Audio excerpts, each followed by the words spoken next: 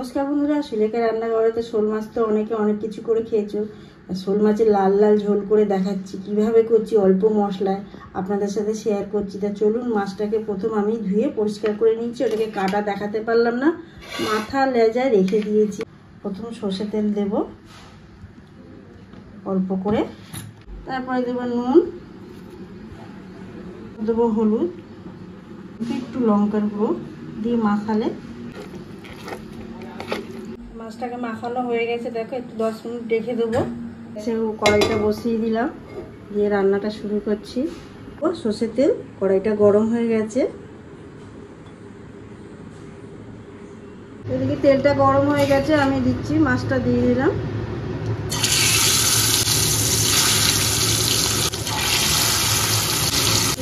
ভালো করে ভাজবো। শোল মাছটা দেখো এত জ্যান্ত যে ভাজতে ভাজতে ভেঙে যাচ্ছে। একদম হালকাভাবে আস্তে আস্তে সব ভেজে নিচ্ছি, তুলে নিচ্ছি। এইভাবে সব মাছগুলো এরকমভাবে ভেজে নেবো। মাছ ভাজার পুরো সব রেডি হয়ে গেছে। এবার আমি কড়াইতে কি কি দিচ্ছি চলুন। তো এখানে দেখো মশলা নিয়েছি, রসুন কয়েকটা 10-12টা, 3টে কাঁচা লঙ্কা, একটা বড় সাইজের পেঁয়াজ, একটা বাটা রয়েছে আমি 2 চামচ দিয়ে দিচ্ছি। টমেটো একটা ছোট সাইজের, 1 চামচের বড় চামচের একদম দই জল ঝরানো, হলুদের গুঁড়ো, লঙ্কার গুঁড়ো দিয়ে দিলাম, আন্দাজ মতন নুনটা দিয়ে দিচ্ছি মশলা হিসাবে। অল্প একটু জল দিয়ে এবার সবটাকে আমি পেস্ট করে নেব। ওই মাছ ভাজার তেলে অল্প একটু তেল দিয়ে এখানে গোটা জিরে ফোড়ন দিলাম। তা মশলাটা দেখো এখানে পুরো তৈরি হয়ে গেছে। এবার মশলাটা ওইদিকে তেলে দিয়ে দিলাম।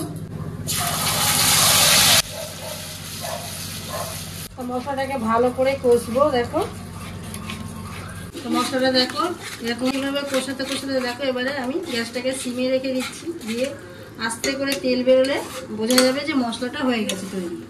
তো মশলাটা দেখো পুরো রেডি হয়ে গেছে, একদম তেল বেরিয়ে গেছে, মশলা একদিকে আর তেল একদিকে। এবারে আমি জল দিয়ে দিচ্ছি আন্দাজ মতন। জলটা একটু উষ্ণ গরম আছে, তো জলটা দিয়েছি এখনো ফোটেনি, ফুটলে মাছটা দিয়ে দেবো। দেখো মশলাটা পুরো জল ফুটে গেছে। এবার আমি একটু অল্প করে চিনি দিয়ে দিলাম আর গরম মশলাটাও দিয়ে দিলাম। ভালো করে গরম মশলাটাকে মাখিয়ে নিয়ে এবারে মাছগুলো দিয়ে দেবো, মাছের মাথাগুলো। দেখো মাছটা পুরো রেডি হয়ে গেছে। আমি এখন গ্যাসটাকে বন্ধ করে দিলাম, পরে আমি পরিবেশন করে দেখাচ্ছি। শোল মাছের লাল লাল ঝোল পুরো রেডি হয়ে গেল। আর গরম ভাতে পরিবেশন করুন। আর দেখে যদি ভালো লাগে অবশ্যই চ্যানেলটাকে সাবস্ক্রাইব করবে, লাইক করবে, কমেন্ট করতে ভুলবেন না কেমন হলো শোল মাছের ঝোল।